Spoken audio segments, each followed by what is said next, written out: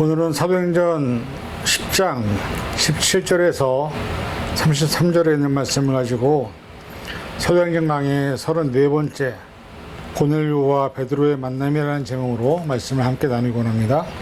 먼저 말씀을 봉독하겠습니다. 베드로가 본 바 환상이 무슨 뜻인지 속으로 의아해하더니 마치 고넬료가 보낸 사람들이 시몬의 집에 찾아 문 밖에 서서 불러 묻되 베드로라는 시몬이 여기 유숙하느냐 하거늘 베드로가 그 환상에 대하여 생각할 때에 성령께서 그에게 말씀하시되 두 사람이 너를 찾으니 일어나 내려가 의심하지 말고 함께 가라. 내가 그들을 보내었느니라 하시니 베드로가 내려가 그 사람들을 보고 이르되 내가 너희가 찾는 사람인데 너희가 무슨 일로 왔느냐. 그들이 대답하되 백부장 고넬료는 의인이요 하나님을 경외하는 사람이라. 유대인 온 족속이 칭찬하더니 그가 거룩한 천사의 지시를 받아 당신을 그 집으로 청하여 마을에 들으려 하느니라 한데 베드로가 불러 들여 유숙하니라. 이튿날 일어나 그들과 함께 갈새 요바에서 온 형제들도 함께 가니라.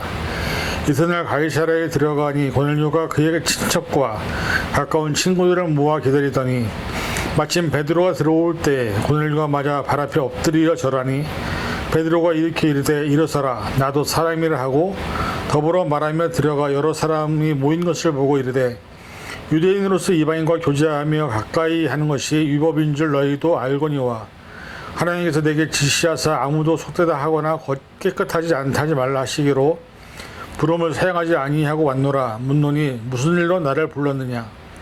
고넬료가 이르되 내가 나흘 전 이맘때까지 내 집에서 제9시에 기도를 하는데 갑자기 한 사람이 빛난 옷을 입고 내 앞에 서서 말하되 고넬료야 하나님 내 기도를 들으시고 내 구제를 기억하셨으니 사람을 요바에 보내어 베드로라는 시몬을 청하라. 그가 바닷가 무두장의 시몬의 집에 유숙하니라 하시기로 내가 곧 당신에게 사람을 보내었는데 오셨으니 잘하였나이다. 이제 우리는 주께서 당신에게 명하신 모든 것을 듣고자 하여 다 하나님 앞에 있나이다. 아멘. 기도하겠습니다. 사랑하는 하나님 감사합니다. 오늘 이 시간도 하나님께서 베드로와 고넬료의 만남을 통해서 우리의 삶을 돌아보게 하시니 감사합니다. 우리의 삶을 통해 하나님이 원하시는 만남이 어떤 만남인지를 깨닫게 도와주시고 우리 안에서 만남을 가졌을 때에 우리 안에 굳어져 있던 나만의 작은 사고와 고집과 아집을 깨트리고 하나님의 부르심에 합당한 자로 설 수 있는 우리가 될 수 있도록 붙잡아 주시옵소서. 감사드리며 예수님의 이름으로 간절히 기도하옵나이다. 아멘. 이 세상에 사람이 생을 살아가면서 수많은 사람들을 만나게 됩니다. 그런데 저는 개인적으로 그 만남에는 하나님의 섭리와 계획과 뜻이 있다고 믿습니다.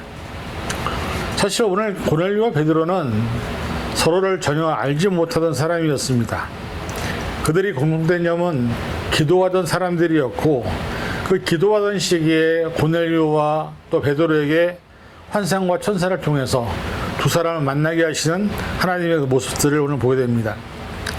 그래서 사실 우리가 오늘 이 말씀을 통해서 지난주에 고넬료가 기도할 때 천사가 와서 베드로를 청하라고 했던 이유, 그 다음에 베드로가 기도할 때에 하늘에서 내려온 보자기에서 경건치 못한 짐승을 잡아먹으라고 했던 그 말씀들을 통해서 하나님의 음성을 둘 다 들었던 것입니다.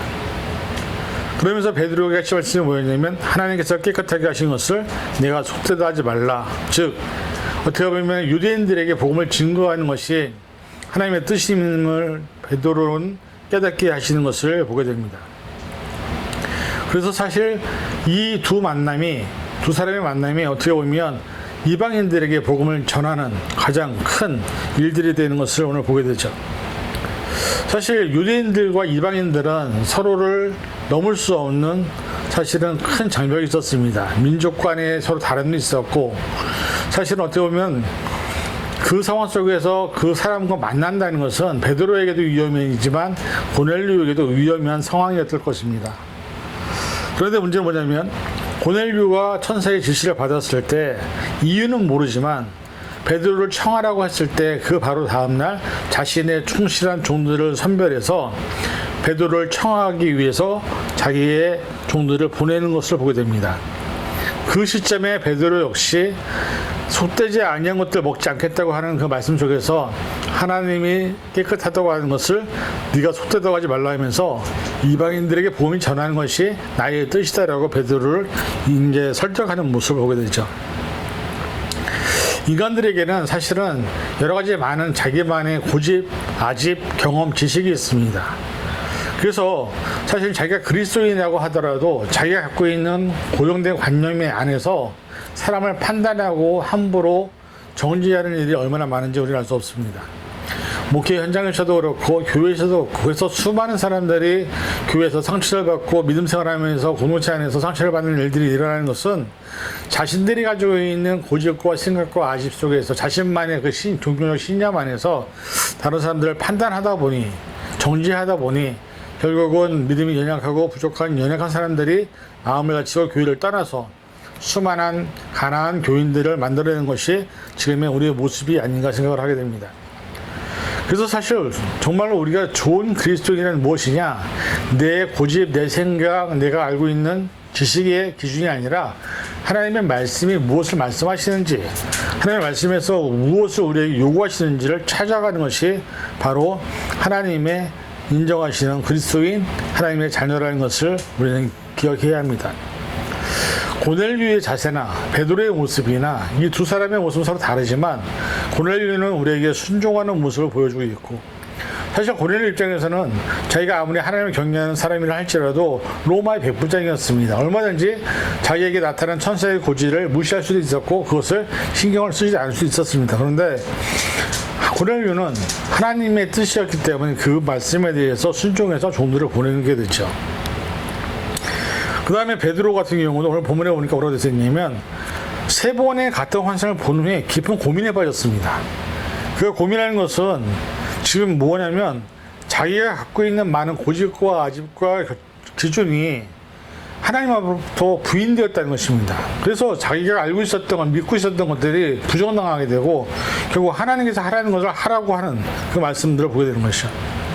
그래서 이 말씀에 대해서 무엇이 과연 하나님의 뜻인지 고민하고 있었던 거예요. 17절 보니까 의심의 하더라는 이 말은 디아포레오라는 말로 출구가 없는 사면초가의 상태를 의미합니다. 즉 어리둥절하다, 아니 해답을 못 찾았다, 어떨지 모르겠다라는 그 환상에 대한 고민을 갖고 있었습니다. 근데 그때 베드로가 고민하고 있었을 때 성령님이 베드로에게 말씀하시죠. 일어나 내려가 의심하지 말고 함께 가라. 내가 저희를 보내었느니라.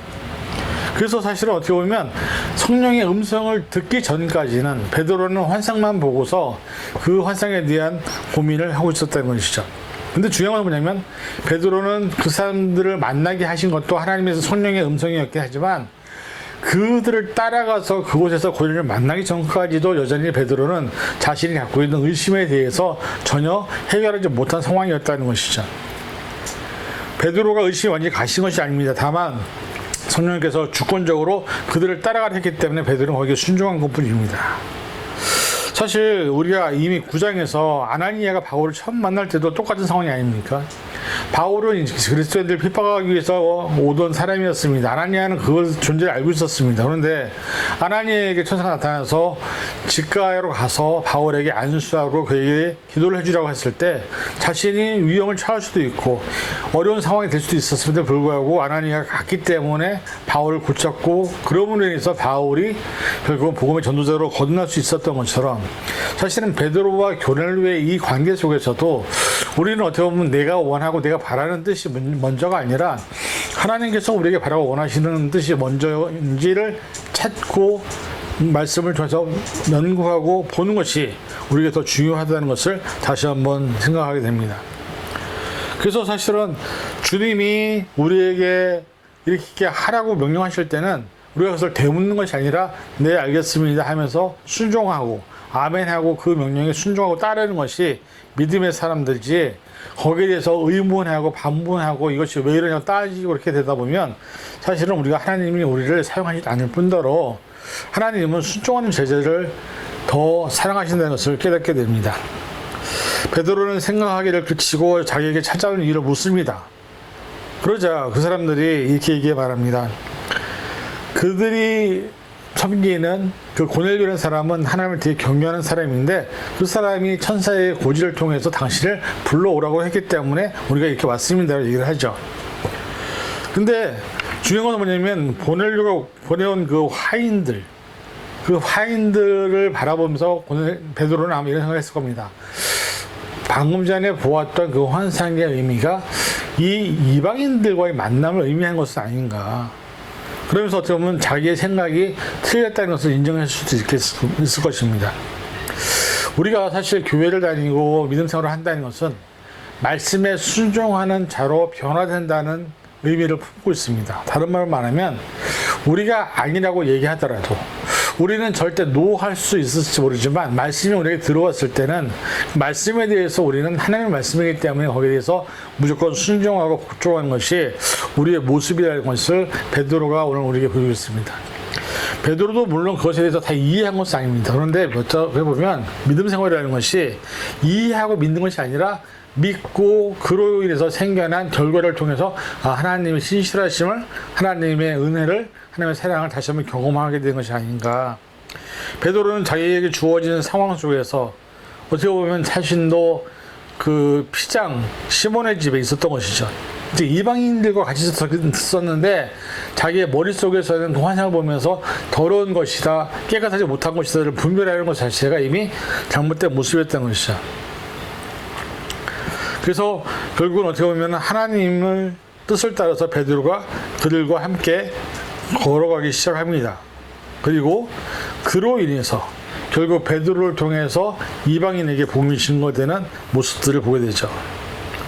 자, 근데 고넬료 같은 경우도 사실은 베드로가 첫 만남에서 25절에 보니까 뭐라 되냐면 고넬료가 맞아 발 앞에 엎드려 절하니, 여러분 이게 사실은 인간적인 상식 세계에서는 별로 이해되지 않습니다. 고넬료는 로마 시민권자이고 로마 군인의 100명의 군사를 거느리는 장군이었습니다.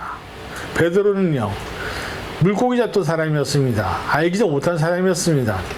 다만 베드로를 알고 있는 지식은 고넬료가 천사들이 말하는 것에 통해서 베드로가 저쪽에 있는데 그쪽에서 올 거다라는 것을 알고 있었을 뿐이지 베드로의 생활 환경이나 백그라운드나 베드로가 어떤 사람인지 몰랐다는 것이죠. 단지 하나님의 음성에 의해서 베드로가 올 걸 알았는데 그 베드로를 만났을 때 고넬료가 첫 번째 했던 행동은 뭐냐면 그의 발 앞에 엎드려 절했다.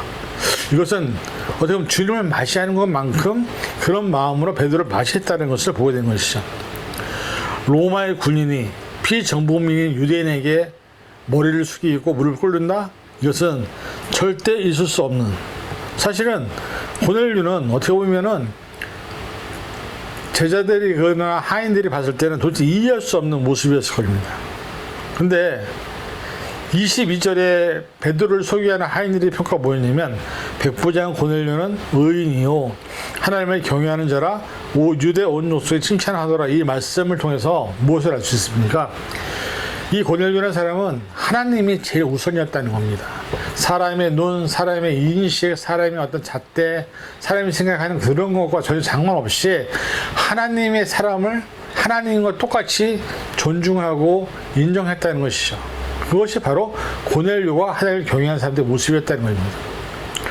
여러분, 우리가 어떻게 보면 세상에 살면서 우리의 눈으로 나보다 못한 사람들을 우리는 한없이 무시하고 정죄하고 판단하고 막 함부로 대하는 것을 많이 보게 되죠. 특히 우리가 이민자로 와서 여기 살게 되면 가장 많이 받는 것 자체가 인종차별입니다. 그런데 하물며 로마가 전세를 다스리고 있는 그 시대에 하나님의 사람이라는 베드로가 왔다 할지라도 백부장인 고넬료는 그를 그렇게 엎드리면서 절을 할 필요가 없었던 사람이었다는 것이죠. 근데 중요한 건 뭐냐면 여기에 대한 베드로의 모습도 사실 대단한 겁니다. 26절 이렇게 말하죠. 일어서십시오. 나도 사람입니다. 얼마나 가슴이 따뜻해집니까? 자기 앞에 딱 왔는데 고넬료가 있고 그의 같이 돌고 친척들이 모여있는데 갑자기 고넬료가 자기를 향해서 엎드리고 절을 하는데 베드로가 그렇게 하지 마십시오. 나도 사람입니다. 나는 하나님이 아닙니다. 라고 얘기합니다. 그러면서 이제 묻게 되죠. 왜 나를 불렀습니까? 라고 묻게 됩니다. 그때 이 33절에 보니까 뭐라 되냐면 우리는 주께서 당신에게 명하신 모든 것을 듣고자 하여 다 하나님 앞에 인내대로 고백합니다.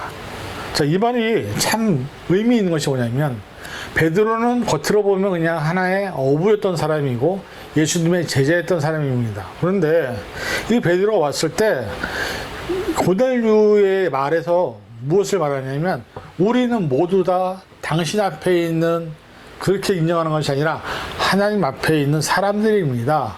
즉 당신이 하나님의 사람이니까 우리는 하나님 앞에 있는 사람들입니다라고 고백을 하는 것이죠. 이것이 얼마나 큰 정말 겸손이고 정말 자기 자신을 낮추는 것인지 모릅니다. 하나님 앞에 있나이다라는 것은 뭐냐면 하나님을 대면하는 것처럼 있다는 것이죠. 그것이 고넬료의 순수한 신앙이 그대로 드러나는 표현입니다. 사실 우리가 어떤 사람을 만나든 간에 우리 사람들은요, 내가 너보다 더 높다, 내가 너보다 더 위에 있다, 내가 너보다 더 큰 힘이 있다라고 자랑하기를 좋아하고 그것을 드러내기를 원합니다. 그런데 고넬료는 정반대였습니다. 로마의 백부장이었지만 하나님의 사람 베드로 앞에서 우리는 하나님 앞에 있으니 당신은 이제 우리에게 하나님이 주실 말씀들을 전해달라고 이렇게 부탁을 하는 것을 보게 되죠. 사실 우리가 신앙생활을 많이 하다 보면 나중에는 좀 되게 변해가긴 하지만 예수님을 처음 만난 사람들의 모습이 바로 고넬료 같은 사람의 모습이 아닐까요? 예수님을 처음 만났을 때 가장 사람들이 많이 고백하는 게 뭐냐면 나의 죄성입니다. 그동안에 지어왔던 죄된 인간의 모습, 내가 잘못된 삶을 살아왔던 모습들, 그러면서 한없이 자기가 낮아지게 됩니다. 그래서 그때는요, 모든 사람들에게 존대를 하게 되어 있고 공경하게 되어 있고 모든 사람들을 인정하게 되고, 사실 어떻게 보면 예수를 처음 만난 사람들은 천국에 임한 사람처럼 사실 자기 자신을 제일 낮추는 사람들이 되는 것을 보게 됩니다. 그런데 시간이 흘러가고 점점 무디어지고 신앙이 더 변질되어 가고 점점 세상 지식이 가득해질수록 어떻게 되는지 아십니까? 사람을 판단하고 정죄하고 다른 사람을 욕하기 바쁜 것을 우리는 보게 됩니다. 성경에서도 그렇고 세상의 이치에서도 변은 이을수록 고개를 숙인다는 말이 있지 않습니까? 시장도 마찬가지입니다. 시장에 깊은 사람일수록 사실은 자기를 제일 낮춥니다. 그런데 우리는 사람들 앞에서 내가 당신보다, 내가 너보다 더 높다라는 어떤 표현을 하려고 합니다. 그래서 내가 왕년에 있던 사람이고 내가 이랬던 존재였고 이랬던 사람이고 이렇게 자기 자랑을 많이 하는 것을 보게 되는데, 그런 사람들은 사실 하나님 앞에 인정받지 못하는 사람이 될 수밖에 없다는 것이죠. 그래서 저 여러분들이 한 가지 기억해 두어서 뭐냐면, 말씀이 더 알고 싶습니다, 말씀을 듣고 싶습니다, 이 자세는 뭐냐면 내가 당신 앞에 있으니 말씀을 주십시오라고 부탁하는 것이기 때문에, 그래서 사실은 많은 사람들이 복음 앞에서 자기 자신이 낮아지는 것입니다. 왜? 복음을 듣고 싶으니까요. 그런데 복음을 무시하는 사람들은, 복음을 인정하지 않는 사람들은 복음에 들으려고 하지도 않습니다. 또 받으려고 하지도 않습니다. 오히려 복음을 배척하고 오히려 욕하고 그게 잘못된 거라고, 그거 나랑 안 맞는다고, 내가 절대 그것을 받을 수 없다라고 얘기하는 것입니다. 이 고넬료의 모습에서 우리가 정말 우리 자신의 신앙을 한번 돌아봐 봐야 됩니다. 우리는 이제 하나님 앞에 서 있습니까? 사람 앞에 서기 때문에 우리가 서로 막 싸우고 뭐 여러 가지 많은 모습도 보이지만, 과연 하나님 앞에 서 있을 때 우리가 하나님 앞에서 그렇게 할 수 있을까요? 우리가 죄인인데, 우리는 하나님께 죽을 수밖에 없는 죄인인데, 하나님은 우리를 구원해주지 않았다면 우리는 다 죽을 수밖에 없는데, 우리가 하나님 앞에 섰다는 그 의식이, 하나님을 존재론을 의식한다는 그 의식이 우리에게 얼마나 중요한지, 그것이 내 삶에서, 내 가정에서, 또 내 생활에서, 사람들과의 관계 속에서, 교회에서 나타난다면 이 세상에 싸울 일 절대 없습니다. 다른 사람을 비판할 일도 없습니다. 왜? 하나님 앞에 서 있는데 내가 어떻게 사람들 앞에서, 하나님 앞에서 다른 사람을 판단하고 정지하고 비판을 하겠습니까? 그 말이 안 되는 얘기죠. 우리가 반드시 탈출해야 될 것은 뭐냐면, 정말로 내가 세상을 살아가면서 내가 참된 그리스도인인가? 참된 그리스도인의 기준은 뭐냐? 늘 하나님 앞에 서 있는 사람. 어떤 상황이든 어떤 환경이든 난 하나님 앞에 서 있는 사람. 그래서 하나님 나를 보고 계시고 하나님 나를 알고 계시고 하나님 나를 통해서 어떤 일을 하기를 원하시는지를 깨닫는 사람. 그래서 사람을 대할 때도 예수님을 대하듯 하나님을 대하듯 할 수 있는 사람들, 바로 그런 사람들이 바로 세상을 바꾸고 믿음을, 능력을 행하는 사람들이라고 오늘 본문은 우리에게 보여주고 있습니다. 예루살렘과 온 유대와 사마리아 땅끝까지 이르러 복음이 증거되는 그 비전이 제시되는 그 과정의 가장 기초조가 뭐였냐면 베드로와 고넬료의 만남이었습니다. 오늘 저와 여러분이 세상을 살면서 수많은 사람을 만나게 하신다면 그 만남 안에도 하나님이 우리가 원하시는 뜻이 있지 않을까요? 왜 그 사람을 만나게 하셨을까? 왜 그 사람을 통해서 나랑 교제하게 하셨을까? 그 사람에게 내가 무엇을 주길 원할까라는 것을 우리가 깨달아야 되지 않을까요? 겸손한 사람은 고넬료를 준비시키셔서 성령께서 베드로를 직접 만나게 하시는 것, 그것이 뭐냐? 하나님의 계획이고 섭리였다는 것입니다. 그리고 그 일을 통해서 땅끝까지 복음이 증거되는 위대한 첫발을 뗄 수 있었다는 것이죠. 예수님을 정말 믿고 거듭나면 가장 기쁜 것이 내 마음에 더 이상 구원의 은혜가 임했기 때문에 우리가 이제는 내 스스로가 성령 안에서 살아야 되고 성령의 뜻 안에서 살아야 되고 말씀 안에서 살아가는 것이 제일 중요합니다.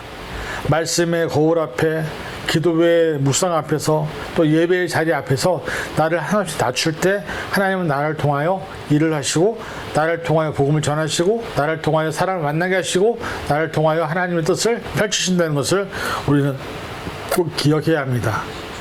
베드로와 고넬료가 만나는 이 두 사람의 공통점, 아까 말씀드린 것처럼 기도의 사람들이었습니다. 정한 시간에 기도할 때에 그 사람들의 거리가 50km가 넘게 벌어져 있었지만 거기서 하나님은 그들을 만나게 하셔서 결국 이 고넬료의 집에서부터 이방인들에게 복음이 증거되는 역사를 만들어 가십니다. 하루를 시작하면서 아침마다 기도를 합니다. 그때 제일 먼저 하는 감사기도 뭐냐면 오늘 하루도 내게 주신 것을 감사합니다. 사람은 내가 주인이 생명의 주인이 아니기 때문에 내가 잠을 자다가요 하나님 부르시면 가야 되는 존재입니다. 그래서 내게 주신 새로운 그 한날의 시간이 나에게는 가장 소중한 시간이고 내게 주신 마지막 시간일지도 모른다는 것을 우리는 깨달아야 합니다. 그것을 왜 주셨을까요? 그저 놀고 먹기 위해서, 즐기고 살기 위해서? 아니죠. 우리가 그리스도인으로서 하나님의 사랑을 전하고 복음을 전하고 때로는 은혜를 나누고 때로는 내 삶을 나누고 그래서 하나님의 역사를, 예수님의 능력을 나타내기 위해서 하나님은 저와 여러분들에게 새로운 시간을 허락하신다는 것을 깨달아야 합니다. 우리의 잘못된 모습들을 이제는 벗어버리고 옛사람을 벗어버리고 십자가 앞에 나를 내놓으면서 내가 십자가 앞에서 죽고 다시 새롭게 거듭난 새로운 피조물을 살아서 저와 여러분들이 베드로처럼 고넬료처럼 하나님 앞에 인정받아서 때로는 천사의 고지도 받으시고 환상도 보시고 그러면서 사실은 우리가 하나님의 뜻을 찾아 살아가는 것, 그것이 오늘 저와 여러분들에게 주시는 큰 도전이라고 믿습니다. 저와 여러분들이 이 말씀처럼 고넬료처럼 베드로처럼 하나님 앞에 쓰임받는 믿음의 사람들 되시기를 주님의 이름으로 간절히 축원을 드립니다. 기도하겠습니다. 사랑해 주님 감사합니다. 우리의 삶을 통해서 베드로와 고넬료를 바라봅니다. 두 사람이 같이 기도했을 때에 고넬료에게는 천사의 고지를 통해서 베드로를 청하라 말씀하셨고 또 베드로에게는 속되고 정말로 먹지 말아야 될 불경한 것들을 먹으라고 하시는 하나님의 말씀을 통해서 이방인들에게도 복음이 증거된다는 것을 베드로에게 깨우치는 것을 우리는 보게 됩니다. 그리고 결국은 하나님의 섭리와 뜻 가운데서 베드로와 고넬료가 만나게 됩니다. 우리에게도 만남을 주셨는데 그 만남을 통해서 우리가 어떤 일을 할 것인지 어떤 삶을 살 것인지 그 만남을 통해서 우리의 삶에 하나님 원하시는 뜻이 무엇인지를 깨달아서 우리가 그 만남의 안에서 하나님을 증거하고 사랑을 나타내고 복음을 증거하는 삶이 되어서 하나님의 영광을 드러낼 수 있는 우리가 될 수 있도록 붙잡아 주시옵소서. 감사드리며 예수님의 이름으로 간절히 기도하옵나이다. 아멘.